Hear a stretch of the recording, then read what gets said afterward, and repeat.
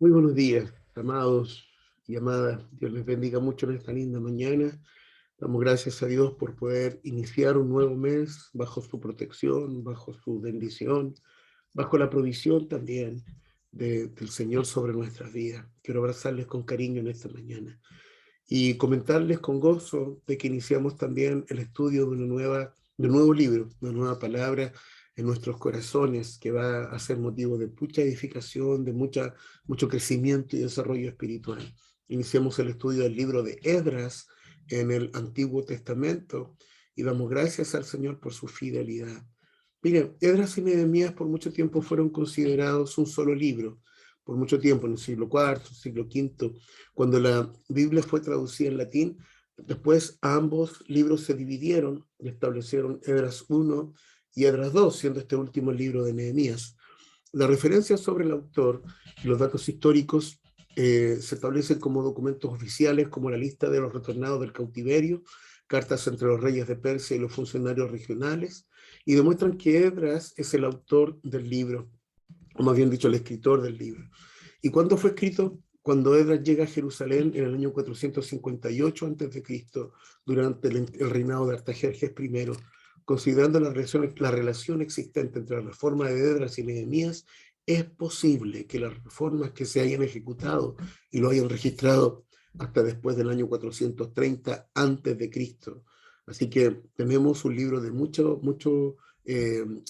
profundidad, de una enseñanza muy profunda, una riqueza muy hermosa.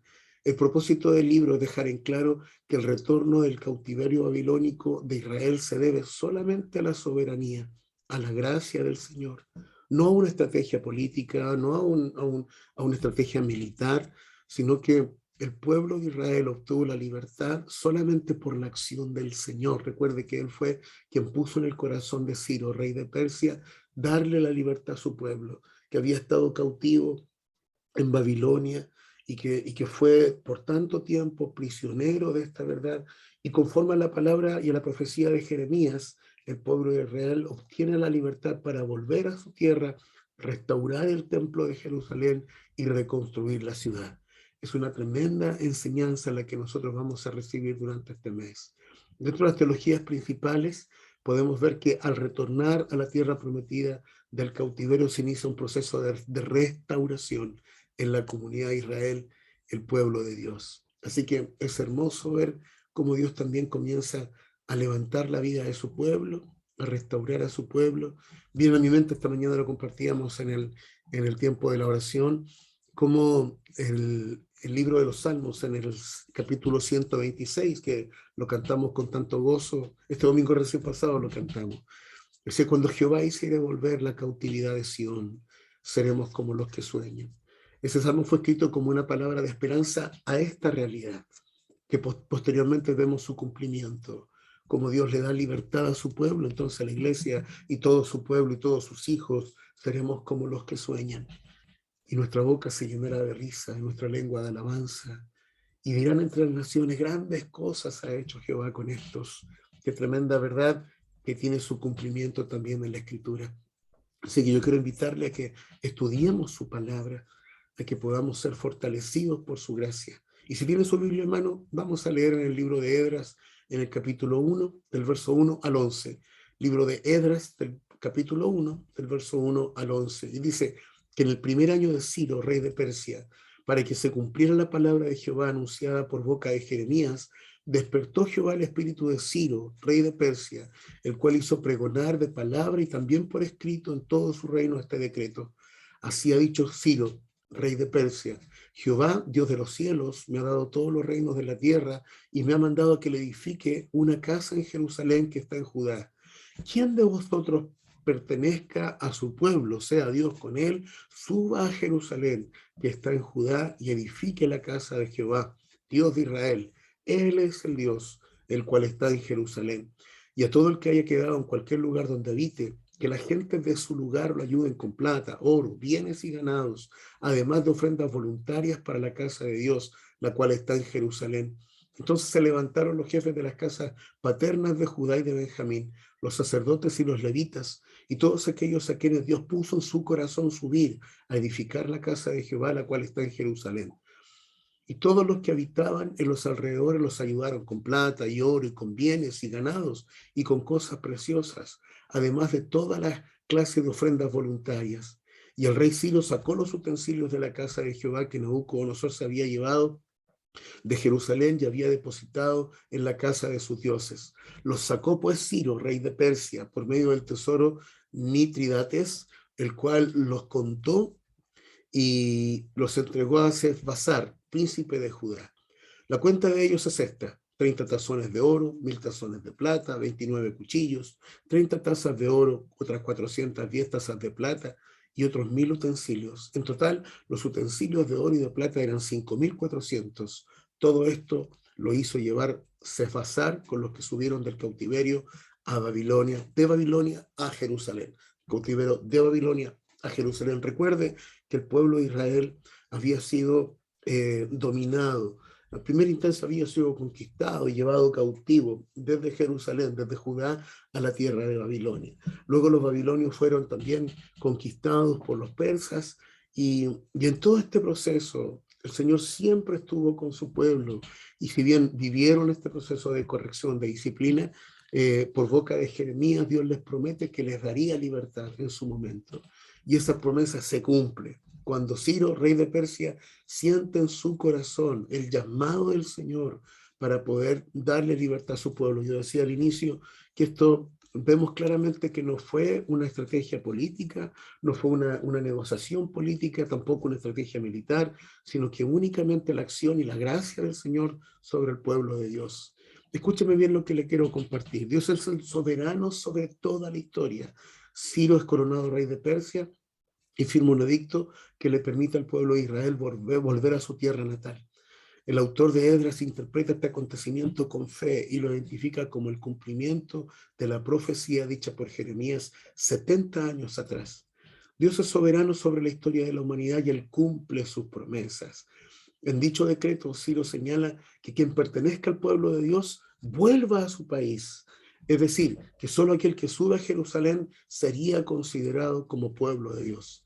El propósito del retorno del cautiverio, la reconstrucción del templo y la restauración de la fe en Jehová. Y es así como Dios levanta un nuevo grupo para su pueblo. Escuche bien, Dios concede gracia ante esta realidad. Y muchos de los vecinos comienzan a aportarle, comienzan a bendecirles económicamente para que puedan volver a su tierra. Y entre eso también el rey Ciro le devuelve al pueblo de Dios los tesoros de la casa de Jehová que habían sido robadas por Nabucodonosor y que luego su nieto Belsasar utiliza indignamente y tiene que sufrir las consecuencias de eso.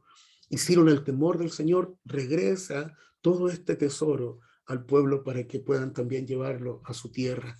Eso significa que Dios siempre se encarga de cubrir todas nuestras necesidades. Cuando Él pone un proyecto, cuando Él pone un deseo en el corazón, no déjeme decirle que también lo financiará, porque Dios es fiel. Él cubre todas nuestras necesidades conforme a sus riquezas en gloria.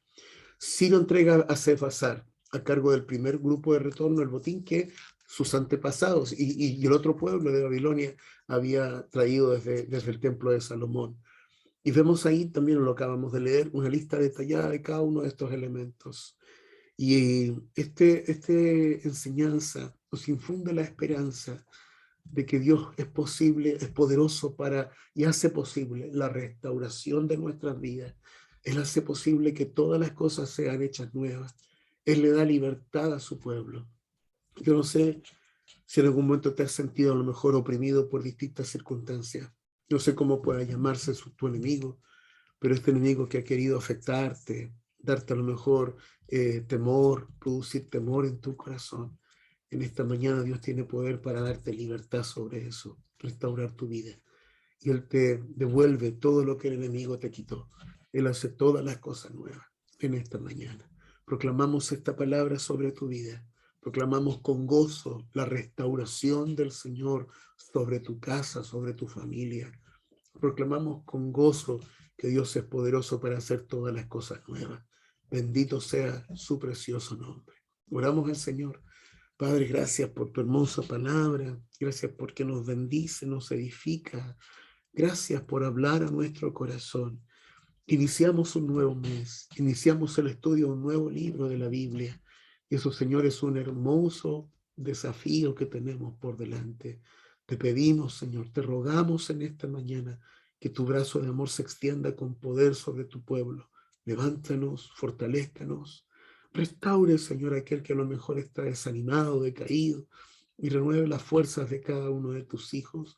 Esa es nuestra oración, nuestro deseo en esta mañana. Sea fortalecido tu pueblo por amor de tu nombre. Te lo pedimos y te agradecemos. Y gracias por poder estudiar la Escritura y ser edificados por ella. Tus hijos sean bendecidos, la iglesia sea ministrada y podamos motivarnos a seguir adelante, así como Israel lo vivió después de 70 años de cautiverio. Tú les diste la libertad conforme a la promesa que habías escrito, que habías declarado, Señor, a través de tu siervo Jeremías. Y esa misma realidad la podemos vivir en este tiempo. Todos aquellos que estén oprimidos en algún área, entristecidos, atados, alcancen plena libertad en el nombre de Jesucristo. Cualquiera sea, Señor, la dificultad, cualquiera sea, Dios mío, el enemigo que se haya levantado, hay poder en la sangre de Cristo para darnos plena libertad y poder avanzar con paso firme, con paso seguro. Proclamamos la bendición del Señor sobre cada vida en este nuevo mes que se inicia. La bendición, la protección, la paz, la provisión abundante sobre cada uno de tus hijos. Te agradecemos y te bendecimos por Jesucristo nuestro Señor. Y juntos decimos amén. Amén y amén. Qué hermoso devocional hemos iniciado este mes de abril, el mes más lindo del año. Así que nos sentimos muy felices de poder iniciar este nuevo tiempo. Dios les bendiga mucho. Les abrazo con cariño. Que tengan un lindo día. Nos vemos. Un abrazo grande.